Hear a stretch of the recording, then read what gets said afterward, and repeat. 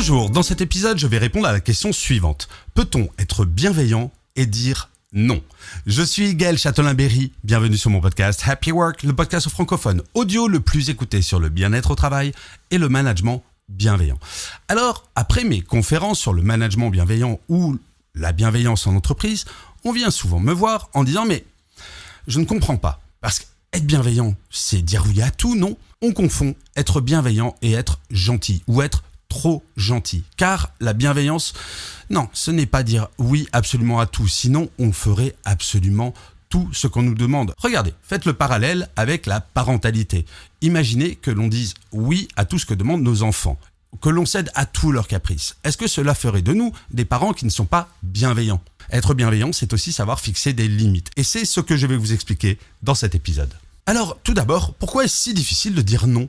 Après tout, eh bien, on a peur de blesser, on a peur de décevoir, on a peur d'être jugé aussi comme étant quelqu'un de pas sympa. Très franchement, quand j'étais manager, si une personne vient me voir, une personne de mon équipe, et me dit « j'aimerais bien être augmenté », humainement, j'ai envie de dire oui à tout le monde, j'ai envie de passer pour le boss sympa qui est généreux et qui dit oui à tout.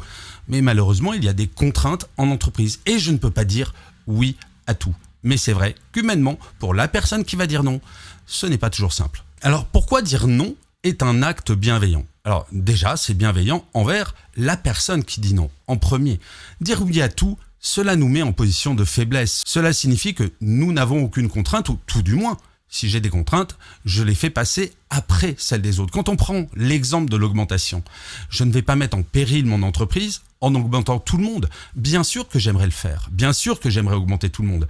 Mais si je mets ma société en faillite pour cela, vous l'admettrez, c'est un petit peu dommage. Être bienveillant, dans ce cadre-là, c'est faire en sorte que l'entreprise soit pérenne et que tout le monde ait un boulot et que, bien entendu, dès qu'on peut augmenter, on le fera. Dire non, c'est aussi bienveillant vis-à-vis de l'autre. Car parfois, les personnes vont vous demander quelque chose, attendent un oui, sans même se poser la question de « est-ce qu'il y a une alternative ? Qu'est-ce que je pourrais proposer d'autre plutôt que cela ?»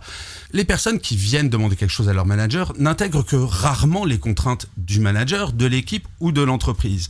Eh bien, dire non, c'est fixer des limites qui peuvent être saines, mais surtout de proposer une solution à la personne. Reprenons l'exemple de l'augmentation.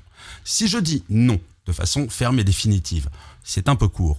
Par contre, si je dis non, pour l'instant ce n'est pas possible, pour telle et telle raison, qu'elle soit économique ou autre, mais par contre, si tu fais ça, ça, ça et ça, je pourrais reconsidérer ma réponse et t'augmenter. L'idée est de faire grandir, et la bienveillance c'est cela. Ce n'est pas dire oui à tout et infantiliser, c'est au contraire parfois dire oui, parfois dire non, afin de faire grandir, de faire monter en compétence les personnes. La bienveillance, ce n'est pas de la complaisance, mais c'est dire la vérité, la réalité d'une situation avec respect. Alors comment dire non sans blesser? Alors ça, j'en ai souvent parlé, mais j'adore le répéter parce que c'est extrêmement simple comme solution. C'est ce que j'appelle le non positif. Au lieu de dire non et de fermer la porte, de dire non, ce n'est pas possible là, mais par contre, avec telle et telle évolution, on pourrait éventuellement passer sur un oui. L'idée est de toujours donner des perspectives, mais ça peut être également pour de la disponibilité. Je vous donne un exemple. Et dis donc, j'aurais envie de te voir, et vous n'êtes pas disponible. Vous êtes obligé de dire non. Mais il y a une grande différence entre dire « non, mais j'ai pas le temps, c'est bon », et dire « écoute, là je n'ai pas le temps, mais par contre si ça te va, cet après-midi, je peux te consacrer du temps. Est-ce que c'est OK pour toi ?» Vous sentez la différence, vous percevez cette différence où dans un cas, on est franchement mal aimable et on rejette la personne. Et dans l'autre, on comprend sa demande, mais on lui demande de faire attention à mes contraintes. Car oui, il faut savoir, quand on travaille dans une équipe, s'adapter aux contraintes des uns et des autres. Mes contraintes ne sont pas forcément les contraintes absolues.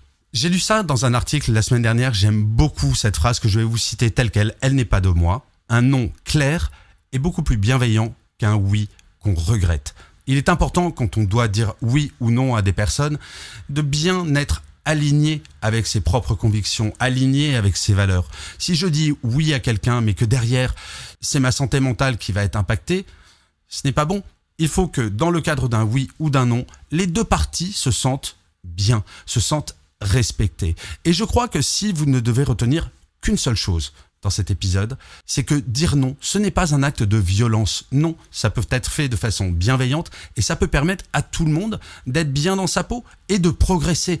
Je crois que la seule chose qui est essentielle dans les relations humaines, que ce soit dans notre vie personnelle ou notre vie professionnelle, c'est que on va recevoir des oui, on va recevoir des non. Le tout, c'est que tout cela soit toujours fait dans le respect et que cela soit toujours fait dans le sens de s'améliorer, de progresser, que ce soit de progresser dans le vivre ensemble ou progresser professionnellement, peu importe.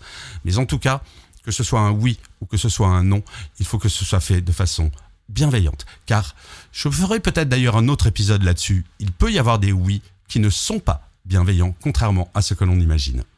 Et vous, alors, est-ce que vous savez dire non ? Est-ce que vous êtes à l'aise avec ça ? Ou au contraire, est-ce que vous êtes un petit peu « Ah, j'aime pas trop le faire ». J'adorerais que vous le mettiez en commentaire. Je lis tous les commentaires, je réponds à tous. J'adore ça. Et en plus, très souvent, cela me donne des idées pour de nouveaux épisodes de Happy Work. Donc, pas d'hésitation. À vos claviers. Je vous remercie 1000 fois d'avoir écouté cet épisode de Happy Work ou de l'avoir regardé. N'hésitez pas à le partager si vous l'avez apprécié, à vous abonner sur votre plateforme préférée. Ces deux choses sont très très importantes pour que Happy Work dure encore très longtemps. Et en plus, de vous à moi, cela me fait toujours très plaisir. Je vous dis rendez-vous à demain et d'ici là, plus que jamais, prenez soin de vous. Salut les amis.